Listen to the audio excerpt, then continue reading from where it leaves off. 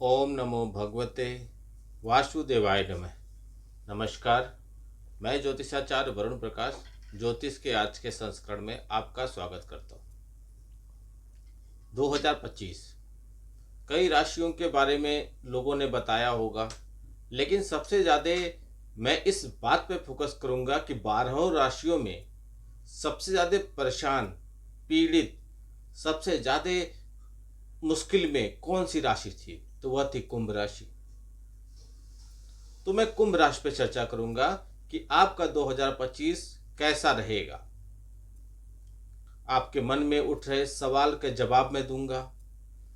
2025 से जुड़ी समस्त जानकारी जैसे शिक्षा, कैरियर, व्यापार, परिवार, स्वास्थ्य, यानी कि रोटी कपड़ा मकान के लिए जो चीज़ की आवश्यकता होती है। रोटी कपड़ा के लिए आपको नौकरी चाहिए, व्यापार चाहिए। मकान बनाने के लिए आपको नौकरी चाहिए, व्यापार चाहिए।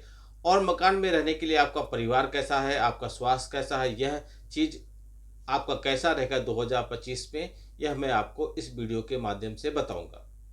यह राशिफल वैदिक ज्योतिष पे आधारित है और कार्यक्रम के अंत में मैं आपको कुछ अचूक उपाय बताऊंगा। यदि आप वह कर लेते हैं तो आपकी सारी परेशानियां और शीघ्रता से समाप्त हो जाएंगी।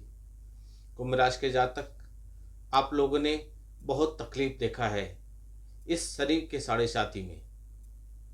सब कुछ खो दिया आपने, बैंक बैलेंस खत्म हो गया, कुछ आपने पूंजी निवेश किया था वो भी आपने तोड़ के अपने जीवन यापन में लगाया। दोस्त यार परिवार सब दूर होते गए, कोई नहीं है अब आपके साथ। लेकिन धैर्य रखा आपने, हिम्मत के साथ काम किया। अब आपका समय बदलने वाला है, लेकिन एकदम अचानक से नहीं बदलेगा। ये मत समझिए कि समय बदलने वाला है तो हम हाथ पर हाथ रख के बैठ जाएंगे और ऑटोमेटिक कोई आके हमारे मुंह में खाना डाल देगा। ऐसा नहीं है। समय बदलने का अर्थात यह है कि ग्रह और उसके योग जो है वह आपको सपोर्ट करेंगे। यानी कि जो काम अब आप करेंगे उस काम में ग्रह नक्षत्र आपको आगे बढ़ाने में आपका सहयोग करेंगे। इसलिए कर्तव्य तो करना ही पड़ेगा, कर्म प्रधान बनना ही पड़ेगा। काम करेंगे तो उसमें आपका भाग्य आपका साथ देने लगेगा। 2025 में आपने बहुत देखा होगा कि कुंभ राशि में इस बार शनि देव चांदी के पाये पे हैं। चांदी का पाया बहुत कई मामलों में बहुत अच्छा माना जाता है, शुभ माना जाता है। शनि ग्रह को न्यायाधीश और दंड नायक भी कहते हैं, यानी कि न्याय करते हैं और यदि गलत काम किया कुछ आपने तो आपको दंड भी देंगे। लंबे समय से यह अपनी कुंभ राशि में विराजमान थे, अभी भी हैं, 29 मार्च तक हैं। लेकिन 2.5 साल और 2.5 साल 5 साल आपके राशि में, मतलब 2.5 साल से तो लास्ट में 2.5 साल से तो आपके राशि में है और 5 साल से आप शनि के साढ़े साथी को झेल रहे हैं। शनिदेव 29 मार्च के रात्रि को 10:07 पर मीन राशि में प्रवेश कर जाएंगे। समय जो है आप अपने स्थान के हिसाब से पत्र के हिसाब से देख लीजिएगा, लेकिन 29 मार्च को वो गोचर कर जाएंगे, कुंभ राशि से निकलकर मीन राशि में गोचर कर जाएंगे। कुंभ राशि शनि की खुद की अपनी राशि थी, मीन राशि में जाएंगे, वो बृहस्पति की राशि है। मीन राशि में प्रवेश जब शनिदेव कर जाएंगे तब मकर राशि के जातकों को शनि की साढ़े साती की से मुक्ति मिल जाएगी। अच्छा समय उनके लिए आएगा। शनिदेव कुंभ राशि से निकल रहे हैं तो दोबारा कुंभ राशि में आने के लिए शनिदेव को 30 वर्ष लगेंगे। यानी कि एक राशि से निकलकर उसी राशि में दोबारा आने पर शनिदेव को 30 साल लग जाते हैं। एक ग्रह पर वो लगभग, एक राशि पर जब आते हैं, एक राशि पर वो लगभग 2.5 साल तक रहते हैं। सबसे धीमी गति से चलने वाले, गोचर करने वाले यह शनिदेव हैं, जिसका प्रभाव सभी जीवधारियों पर पड़ता ही पड़ता है। शनि के मीन राशि में गोचर करने से मेष राशि के प्रथम चरण की, मीन राशि के द्वितीय चरण की और कुंभ राशि के अंतिम चरण की शनि की साढ़े साती शुरू रहेगी, प्रभावित हो जाएगी। कुंभ राशि में अंतिम हो जाएगा, मीन राशि में आपका द्वितीय और मेष राशि में प्रथम। लेकिन शनि की ढैया का भी प्रभाव पड़ेगा कुछ राशियों पे। तो वृश्चिक राशि और कर्क राशि जिसपे शनि की ढैया चल रही है 2.5 वर्ष की, यह समाप्त हो जाएगी और धनु राशि और सिंह राशि पर ढैया की शुरुआत हो जाएगी।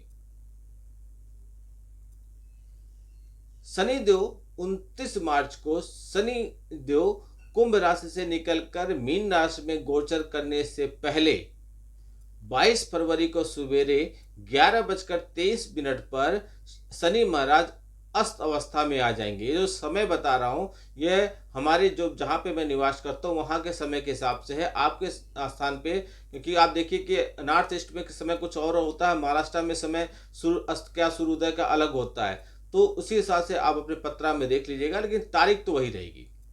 तो 22 फरवरी को सवेरे 11:23 पर शनि महाराज अस्त अवस्था में आ जाएंगे और 29 मार्च को जब वह मीन राशि में प्रवेश करेंगे तब वह अस्त अवस्था में ही प्रवेश करेंगे। 31 मार्च को सवेरे 12 बजकर मतलब रात को 12:43 पर अस्त अवस्था से उदित अवस्था में आएंगे। शनि मीन राशि वालों को विशेष प्रभावशाली ग्रह बन जाएंगे क्योंकि उनकी राशि में आके बैठ जाएंगे।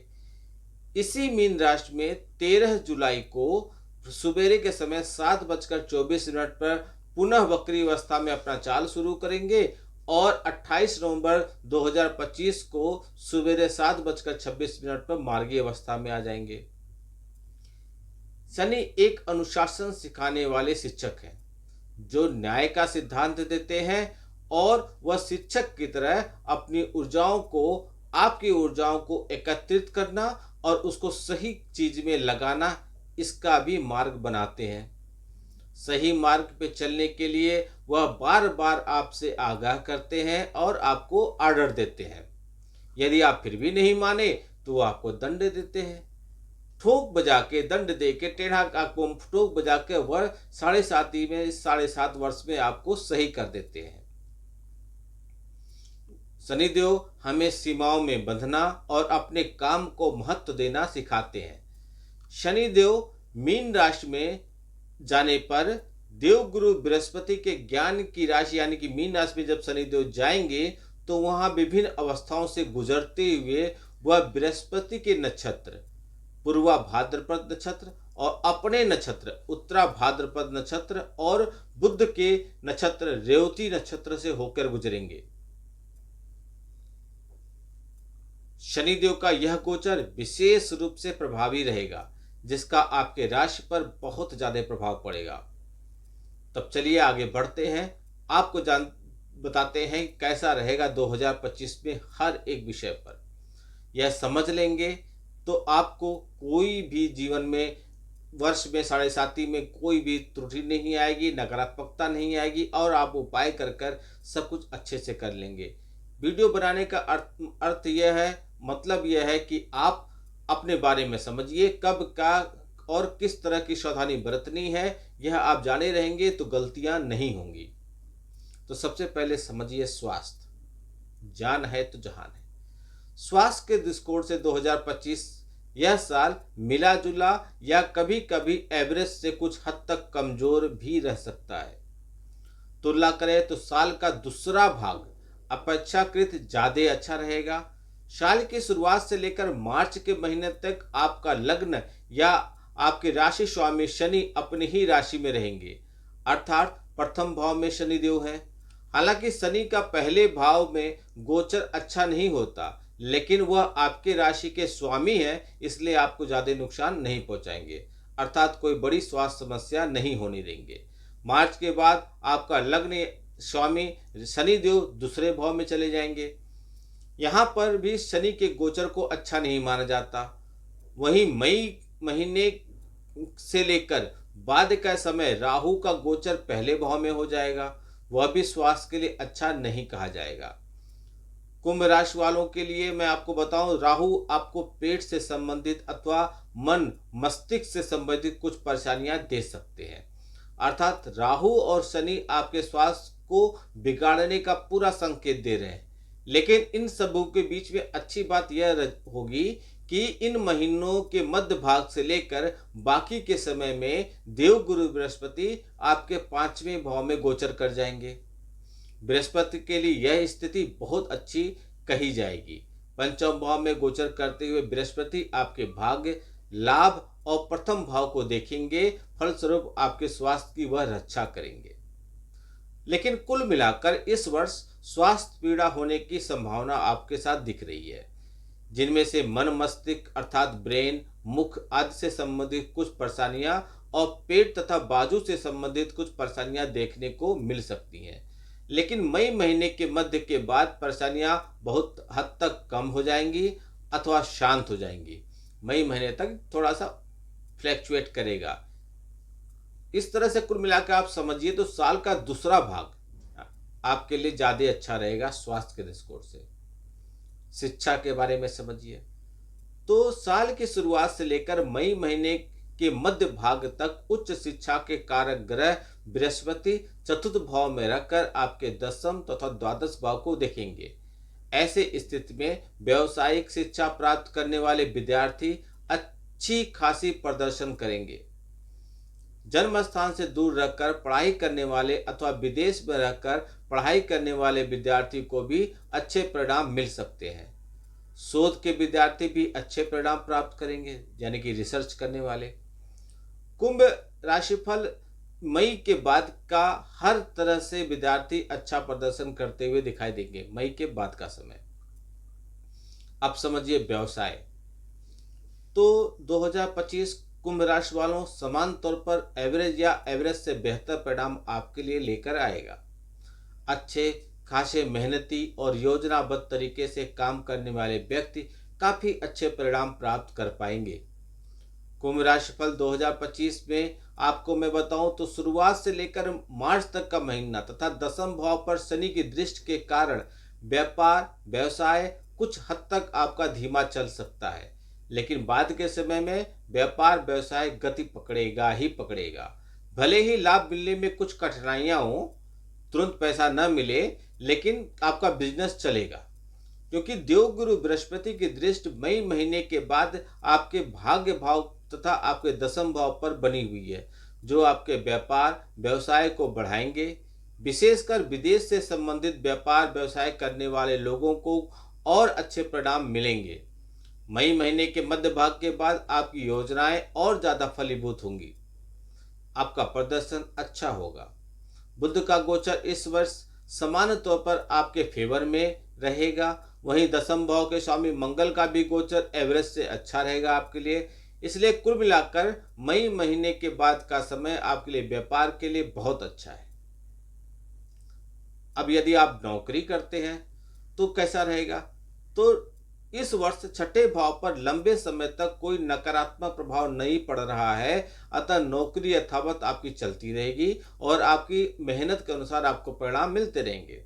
हालांकि दूसरे भाव पर साल की शुरुआत से लेकर मई महीने तक राहु का प्रभाव रहेगा। वहीं मार्च से लेकर आगे के समय में शनि का प्रभाव रहेगा। कुंभ राशिफल आपके लिए स्थितियां इस बात का संकेत दे रही हैं कि सब कुछ जैसा था स्मूथ आपके लिए नौकरी के लिए बना रहेगा। थोड़ा सा संशय हल्का फुल्का है, लेकिन फिर भी कोई बड़ा व्यवधान नहीं आएगा। इस वर्ष आपको बातचीत के आपके जो तरीके हैं और अपने मेहनत और संशोधन करने में थोड़ी सी उसमें आपको तब्दीली करनी चाहिए। बातचीत में थोड़ा सा तरीके में संशोधन कीजिए। सहकर्मियों के साथ आपके संबंध अच्छे रहेंगे और नौकरी करने में आपको मजा आएगा। वरिष्ठों और बॉस के साथ आपके उचित समय और शब्दों का चयन करते यदि आप रहेंगे तो नौकरी में कोई आपको दिक्कत नहीं आएगी। पैसे के हिसाब से कैसा रहेगा आर्थिक पक्ष कुंभ राशि 2025? तो इस वर्ष आपको औसत परिणाम मिलेगा। यदि हम कमाई के दृष्टिकोण से बात करें तो साल का दूसरा हिस्सा कमाई के दृष्टिकोण से अच्छा रहेगा, अच्छा परिणाम देते हुए दिखाई दे रहा है। साल की शुरुआत से लेकर मई महीने के मध्य भाग तक आपके लाभ भाव के स्वामी चतुर्थ भाव में रहेंगे, अतः कमाई के मामले में आपको औसत परिणाम मिलेगा। लेकिन मई महीने के मध्य भाग के बाद लाभ भाव के स्वामी पंचम भाव में जाकर लाभ भाव को देखेंगे और आपको अच्छा खासा लाभ करवाने का प्रयत्न करेंगे। यानी कि आमदनी के दृष्टिकोण से साल का पहला हिस्सा एवरेज, तो साल का दूसरा हिस्सा अच्छा रहेगा। जबकि बचत के दृष्टिकोण से यह साल कुछ हद तक कमजोर रहेगा। महीने की शुरुआत से लेकर मई के महीने तक धन भाव पर राहु का प्रभाव रहेगा। वहीं मार्च के महीने से लेकर आगे के समय में धन भाव पर शनि का प्रभाव रहेगा। ये दोनों ही स्थितियां धन के बचत के मामले में अच्छी नहीं कही जाएंगी। यानी कि पैसे तो आपके पास आएंगे द्वितीय भाव में, लेकिन आप पैसे बचा नहीं पाएंगे। कोई बात नहीं, पैसे आते रहना चाहिए, ये जरूरी है। यह था आपका 2025 कैसा रहेगा कुल मिलाकर। सारांश में कहें तो आपके लिए साल का द्वितीय भाग कुल मिलाकर बहुत अच्छा रहेगा। लेकिन आप कुछ उपाय कर लीजिए। एक तो गले में आप चांदी की कोई चैन वगैरह धारण कर लीजिए और नियमित रूप से मंदिर जाने का प्रयास कीजिए। शनिवार के दिन आप शनिदेव को दीप दान कीजिए, पीपल के वृक्ष पे जल चढ़ाइए और भगवान शंकर के शरण में रहिए। कुंभ राशि वालों के लिए 2025 कई मामलों में इस वर्ष खास रहेगा। इस वर्ष होने वाला गुरु गोचर माने बृहस्पति का गोचर, शनि गोचर आपके जीवन में आपके लक्ष्य के करीब आपको लेके जाएगा। यह था कुंभ राशि वालों का 2025 कैसा बीतेगा। मैंने पूरा बताया आपको शनि ग्रह के प्रभाव से कैसा रहेगा, क्योंकि शनिदेव गोचर करने जा रहे हैं। 2.5 साल बाद शनिदेव की एक राशि से दूसरी राशि में जाने वाले हैं। सभी राशियों पे उसका प्रभाव पड़ेगा, लेकिन सबसे ज़्यादा परेशान कुंभ राशि वाले थे, इसलिए मैंने आपके विषय पर चर्चा करना उचित समझा। यदि आप व्यक्तिगत तौर पे अपने बारे में जानना चाहते हैं तो कुंडली का विश्लेषण करा लीजिए, आपको अपने बारे में बहुत कुछ पता चल जाएगा। आपका दिन शुभ हो। भगवान भोलेनाथ का आशीर्वाद आप पे बना रहे। नमस्कार। जय श्री राम।